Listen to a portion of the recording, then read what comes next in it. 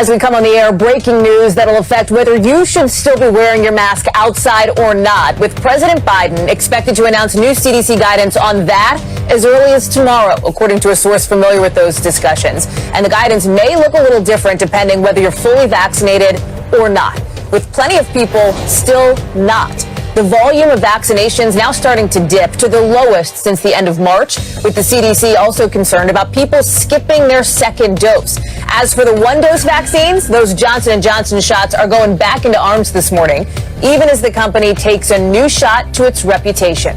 Plus, we've got breaking news just in the last 30 minutes from the Supreme Court. Justices now getting into the debate on gun rights, set to take up their first big case on this issue in more than a decade. We've got it all covered on this Monday morning live from Washington. I'm Hallie Jackson in Washington, along with our NBC News team. Shannon Pettypiece is at the White House. We're also joined by NBC News senior medical correspondent Dr. John Torres. Sam Brock is in Miami, and Guad Venegas is in Los Angeles. Shannon, let me start with you. And what more we're learning about this announcement, this updated mask guidance that we expect to hear more about from President Biden and the CDC?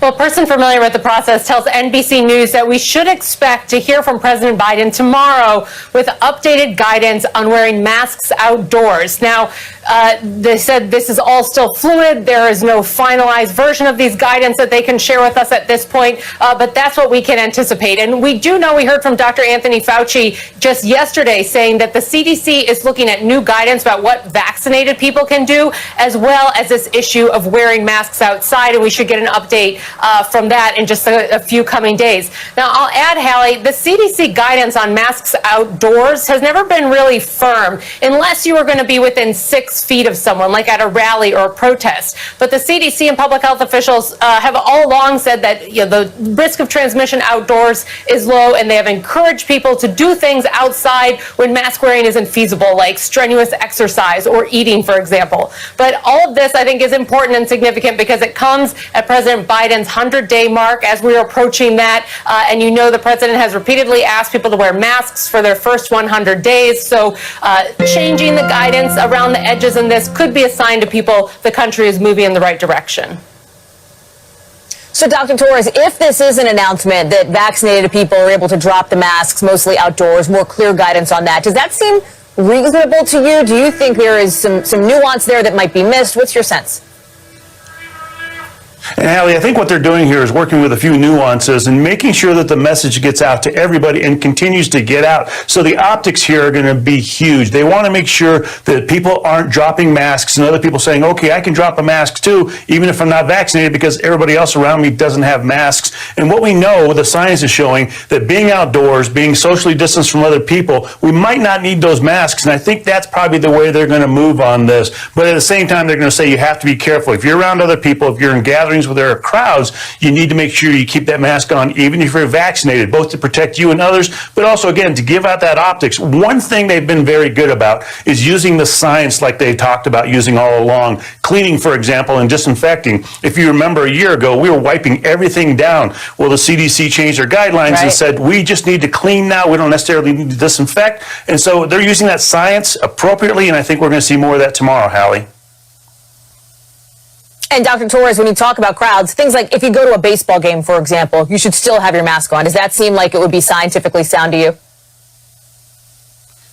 I think it could be if it's an outdoor baseball game, and possibly, like was mentioned earlier, if you're in a crowd where the other people are vaccinated, because some stadiums are talking about having vaccinated only sections. In that case, they might loosen restrictions a little bit, but that social distancing is still going to be extremely important. Being outdoors is going to be extremely important. I think indoors, they're going to keep the same guidelines, Hallie. Guad Venegas, let me go to you out there in L.A., because as we talk about the CDC, you have some officials where you are and elsewhere around the country who are concerned about, when it comes to this issue of full vaccination, people not getting their second vaccination doses. What's the latest? Hallie, good morning. Well, the CDC issued a statement saying that about 8% of people who received the first dose of the Pfizer or Moderna vaccines are not shown up in the system as having received the second vaccine. Now, they did mention that this could be an error in the system. Some of those people could have gotten the second vaccine at a different location. Then this could not be showing up in the system. That could be a reason. But there's also reports of vaccination sites canceling second dose appointments. And then, of course, there's vaccine hesitancy, especially after the pause on the J&J vaccine. and other people who were just scared because of the side effects that some people have suffered with these vaccinations, with the second dose. We did speak to a doctor here in Los Angeles who serves, Dr. Chavez, who serves a lot of the Latino community members. He treats patients and he's giving these vaccinations out, and he wanted to point out the importance of getting the second dose. If you only get one shot, you might not be protected against all the different variants because your immune system is not ready for it. And so we are urging people to get that second dose so that you can be fully immunized and fully protected. Now, a Biden administration official tells NBC News that even if 92% of people, if that's the number of those that are following through and getting the second dose, that is still not as bad as other multi-dose vaccines. For example, the shingles vaccine, where the number of people that return for a second dose is about 75% of returning for the second dose. So that's what the situation is like, although the CDC says more research is needed to know specifically what is happening and what this 8% could mean. Quad, thank you. Sam, you heard him mention the Johnson & Johnson pause that is now unpaused. Obviously, you're at a mass vaccination site in Miami where the J&J shot is now picking back up. You've got a new poll out this morning finding nearly 3 out of 4 people who have not been vaccinated saying they're just not willing to get J&J. Tell me what it's like for you and what you're hearing on the ground. And I think, look, Hallie, good morning. Guad makes an excellent point that what's the net impact of J&J's pause going to be on all vaccinations overall. I'm in Miami-Dade County right now at the North Campus here from Miami-Dade College. Over my shoulder, you see some folks are trickling in right now. It doesn't look like a lot, Hallie, but they are seeing about 3,000 plus people getting vaccinated here every single day. The big question over the weekend, especially in Florida where I am, where they started the vaccinations again for J&J on Sunday, is how many people felt confident getting J&J. If you look at the early returns, Hallie, and it's just one day, it was 2,800 Pfizer shots yesterday versus 195 J&J. Now, that's a little misleading because a lot of folks were coming back to get their second shot of Pfizer, but they have the capability, I'm told, of doing 3,000 J&J shots here a day, so this was just a fraction of that. I did speak with a lot of people who exercised, or I should say, noted split sentiment, even within the same household, husband and wife. I talked to the Bensons, who are from Miami. Here's what they had to say. After seeing what the other women went through, I wouldn't have risked it with the Johnson & Johnson. I wanted Johnson & Johnson because I just didn't want the hassle of getting 2 shots. So at first, I was hoping I could get Johnson & Johnson. Hallie, it is notable that part of the deal in getting J&J back online was there was going to be new wording, new guidance on consent forms and information packets. This is a consent form, and one of the screening sections right now says, are you a woman 18 to 49, so that they're flagged if someone isn't aware that that is the demographic primarily that has been involved with the 15 severe cases of blood clots so far. Hallie? Sam Brock, Guad Venegas, Shannon Pettypiece, Dr. John Torres, thank you to all of you for bringing us the developing news on the pandemic and the latest in it this Monday morning. We appreciate it. We want to turn to some breaking news from the Supreme Court that is just coming into us this morning. And this is significant. Justices announcing that for the first time in more than a decade, they're going to take up a big issue in the gun rights debate. How much protection does the Second Amendment give you for carrying a gun outside the home? I want to bring in NBC News Justice correspondent Pete Williams. Pete, give us some background on this case and what the Supreme Court taking it up might mean down the road. Well, the background is that in 2008, the Supreme Court said for the very first time that the Second Amendment does provide an individual right to own a gun. Up until then, that was an open question. But what the court said is the right is to own a gun at home for self-defense. And ever since then, the court has, one case after another, consistently declined to take up the follow-on issue. The Second Amendment talks about the right to keep and bear arms. So what about guns outside the home? And that's what the court has consistently ducked. Now, though, it has agreed to take that issue up. It comes from New York State. In New York, there's a law against openly carrying guns in public, but you can get a permit to carry a concealed weapon. But the challengers say the New York law is so restrictive that ordinary citizens can't qualify. You have to show some special need other than just a general desire for self-defense or saying you live in a high-crime area. So the Supreme Court has agreed now to take this case. It'll be argued next fall. Does that violate the Second Amendment? Interestingly, of course, what has changed since all the years that the court has ducked this issue is that we now have a more conservative court than we've had in decades with 3 Trump appointees, most notably with the appointment of Amy Coney Barrett, who's been more receptive to arguments that the Second Amendment does provide more expansive protection than what the Supreme Court initially said. So this is a big deal case. It's the first big case on the Second Amendment rights since 2008 that the court will jump into. And of course, it comes at a time in our nation's history when there's more and more concern about gun violence. So it's an interesting confluence of events here. And as I say, the court will take this case up in the fall when the new term begins in October, probably argued maybe in October or November. Pete Williams, live for us there in Washington. Pete, thank you very much for bringing us that developing news from the Supreme Court.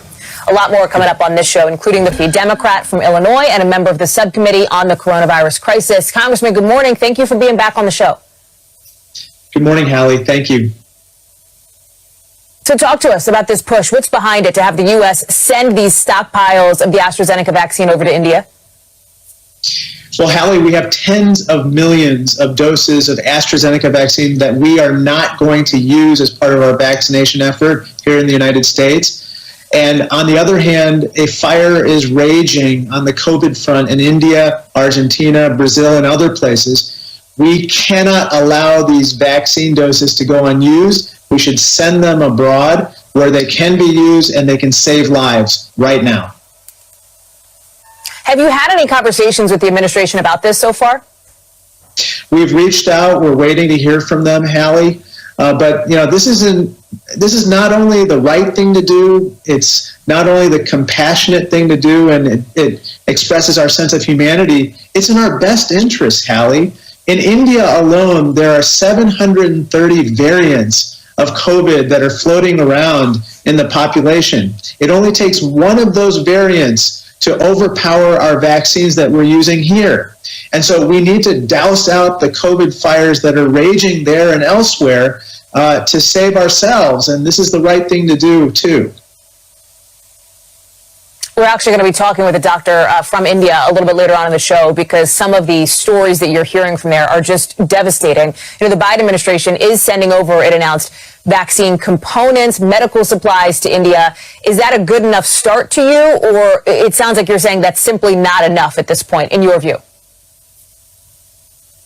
It's a good first step, but it's not enough. When we have upwards of 30 million doses of AstraZeneca vaccine sitting in our warehouses unused that are not going to be used, we should be sending them where they can be put to good use, especially in countries where they've already authorized the AstraZeneca vaccine. As you know, the AstraZeneca vaccine is safe and effective, and it's part of the vaccination programs of a number of countries. And so sending it to those countries, loaning it to those countries, whatever you want to call it, would be seamlessly integrated into their vaccination programs. And we've already set a precedent by loaning some of these vaccines to Canada and Mexico. So we can do it again under similar terms or arrangements, but we got to do it now, Hallie, while people are desperately trying to survive COVID. You know, numerous friends and family of mine, as well as my constituents, have reached out to us with horrifying stories of patients dying outside of hospitals and not having enough oxygen even to breathe. And so we need to get on top of this right now, Hallie. Let me bring it back to what's happening here at home, and specifically what we started off our broadcast with, this developing news, Congressman, that as early as tomorrow, according to a source familiar with the talks, President Biden might announce and is expected to announce new CDC guidance on wearing masks outside. I'm wondering what you make of that announcement, or the potential, and we don't know what it is yet for sure, but the potential that there will be guidance, if it happens, that people no longer have to wear their mask outdoors. Is this something that, based on what you're hearing from folks in your district, they would like to see? Do you believe that that is a potential step towards overcoming some of the sort of hesitancy for vaccines that people might feel moving forward? Yes, it could be. And just a couple weeks ago, I had a chance to question Dr. Fauci and David Kessler and Rochelle Walensky on these subjects. And I do think it makes sense to give this type of guidance to allow people to know when and where a mask makes sense, and when and where they can congregate with others, especially those who are vaccinated. We need to open up the economy, but we need to do it safely, and we need to give similar guidance. But if I could just make one specific small point, which is what we're seeing in India and elsewhere is especially a warning for all of us that we cannot let our guards down. India was at less than 10,000 cases a day as recently as February, at a time when we were at almost 300,000 cases, and it seemed like it was climbing.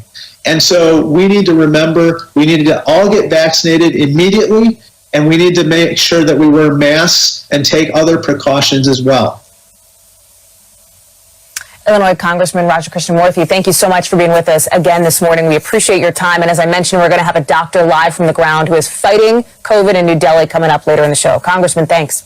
Now, in politics, because President Biden will hit his 100th day in office this week after these past 95 have seemed packed. You had the impeachment trial and an acquittal. You had multiple mass shootings. You had passage of a massive $1.9 trillion COVID relief package, an influx of unaccompanied migrant children at the border, a U.S. airstrike in Syria, guilty verdicts in the trial over the murder of George Floyd, and as we've been talking about, a national reckoning over police use of force. Now, new NBC News polling shows a little more than half of Americans approve of the way of how Joe Biden is doing as president. That same poll shows immigration is actually his weak spot, with just 33% of Americans saying he's doing a good job on that issue. It's a job Vice President Harris has been tasked to take on, in part, as she meets virtually with the president of Guatemala ahead of a visit to Central America in June. I want to bring in now NBC's Jeff Bennett from the White House and NBC's Steve Kornacki from the big board as well. Jeff, let me start with you. Talk about the push with the vice president, how it plays into the overall administration discussion on immigration as well.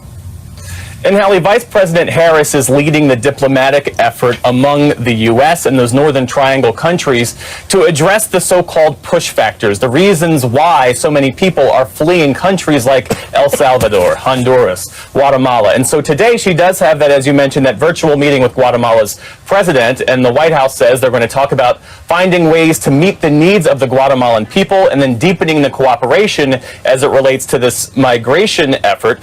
And then tomorrow she's going to meet virtually with Guatemalan community-based organizations. And I can tell you, based on my own reporting, people talk about the crisis at the border. Immigration advocates I talk to say the real crisis is what these folks are fleeing: the entrenched violence, the poverty, the devastation following natural disasters.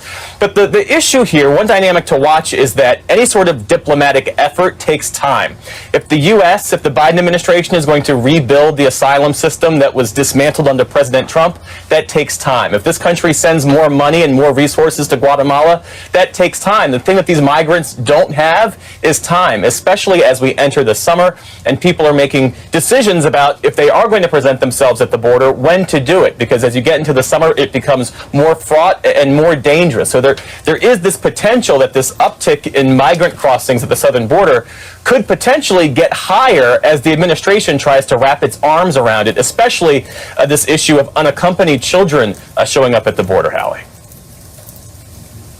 Jeff, thank you. Steve, let's open up the conversation here to look overall at this 100 days. Ever since the days of FDR, as you know, and the Great Depression, this has been a kind of benchmark or milestone for presidents. Break down how Americans think President Biden is doing. Yeah, Hallie, a couple of ways to look at it. You mentioned the 53% approval rating, pretty steady for Biden. The polling we've seen this first 100 or so days of his presidency, what can we say about that? Probably two things.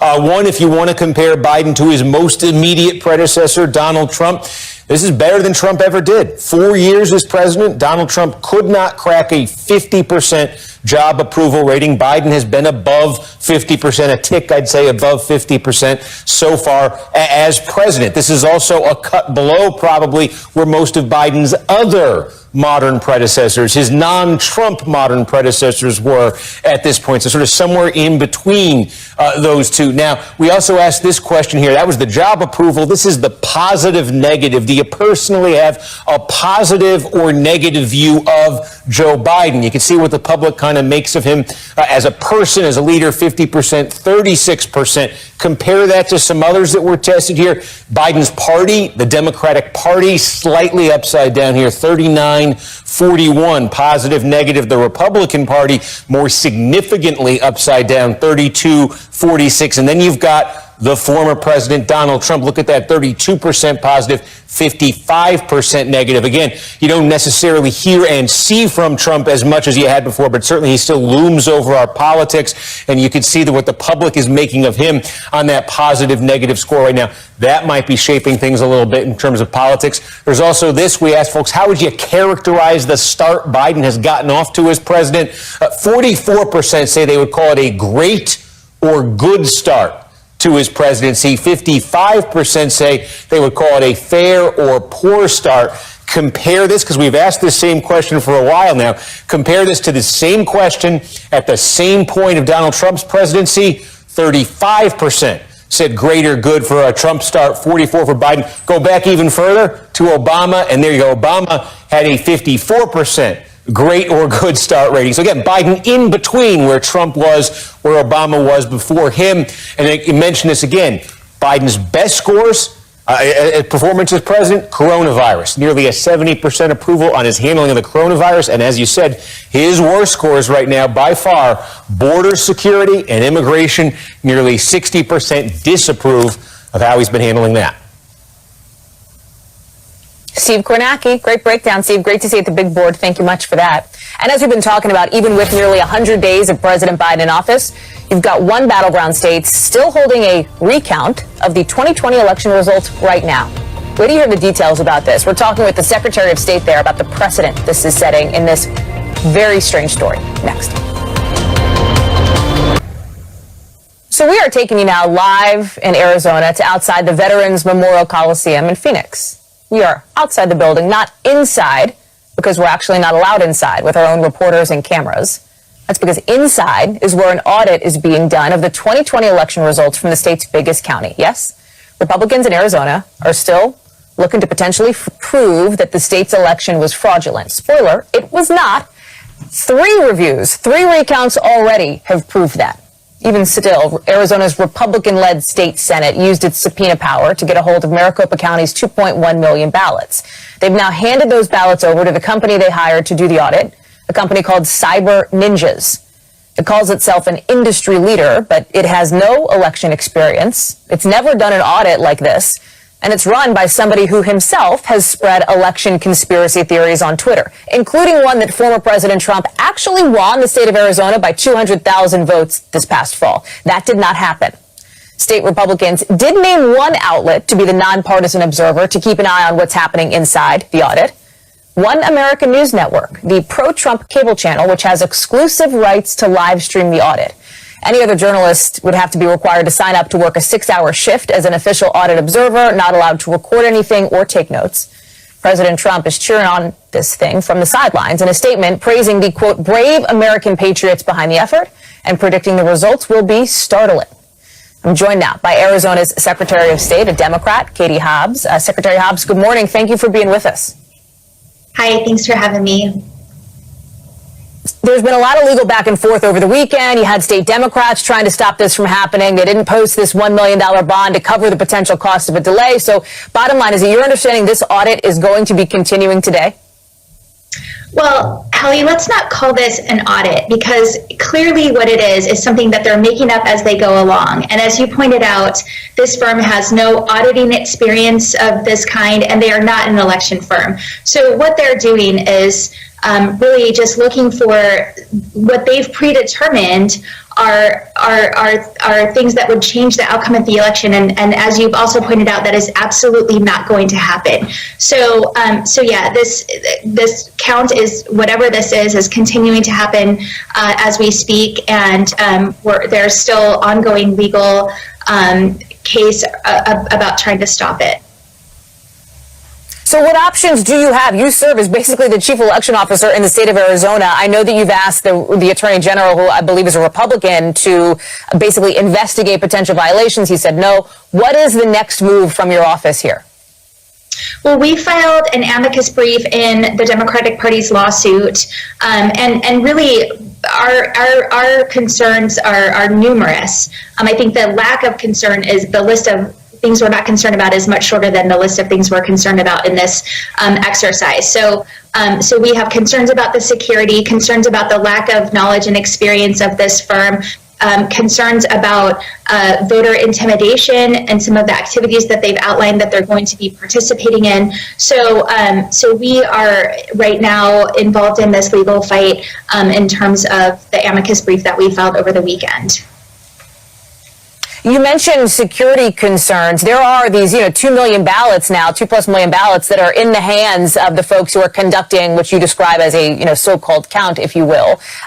What are the security concerns that you have, and what can the state do to make sure that these ballots are being kept safe? Well, early in March, my office outlined a list of security measures that we hoped the Senate would be taking in terms of these ballots and this election equipment. So far, we have not received any response from the Senate about what kind of security measures they will have in place. But throughout the course of the election and following the election, all of these conspiracy theories that are just flat out lies about things that didn't happen in the election, cited the lack of observers being allowed in, that wasn't true, cited lack of security, none of that was true. And now we're seeing this quote unquote audit really making all of the same mistakes that they say were made in the election that actually weren't made in the election. It is really, really maddening at this point. Reporters. Go ahead. I'm sorry, Secretary Hobbs, you mentioned mistakes, and I wonder if by mistakes you mean things like, so local reporters have documented things like, for example, hand counters were using blue pens, which you'd think, okay, blue pens, but those are actually banned in ballot counting rooms because they can be read by ballot machines. You have other issues like earlier on Friday, I think it was, an investigative crew from a local TV station actually was able to get inside, it might have been before Friday, get access basically to the room where this was happening, even get close to ballots in some cases, were not asked to leave. Yes, absolutely. These are all concerns, and a lot of the things that we listed in our list of security measures that we thought should be taken specifically mentioned the color of pens that are allowed around live ballots, and obviously this was something that was ignored. Do you blame, I wonder, for any part of this, Secretary Hobbs, the issue of gerrymandering as redistricting has happened in the state and districts become more and more sort of partisan one way or the other, the state legislature moving, according to observers, moving obviously in a more rightward direction in some instances, which is something that, the state Senate used in order to subpoena these ballots and move forward with this audit?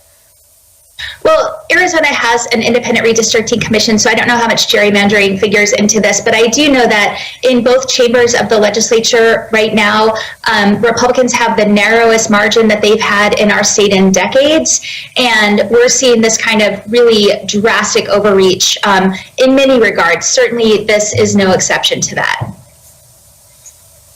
What happens if, and I don't want to get too much into hypotheticals here, but if this company, if Cyber Ninjas, let's say, does find some sort of result from this count that is different from the 3 recounts that Arizona had previously?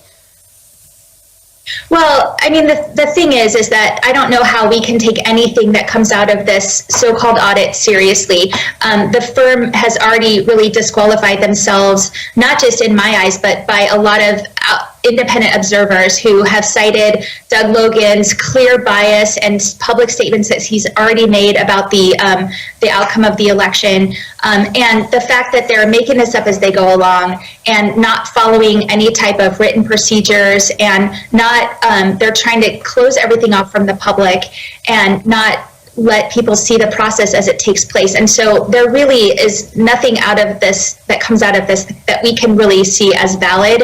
And I think that has been clear from day one. Arizona Secretary of State Katie Hobbs, thank you very much for your time this morning and for being with us. This is a story I know that we and you will be following closely in the days to come. Thanks. Coming up here after the break, that catastrophic surge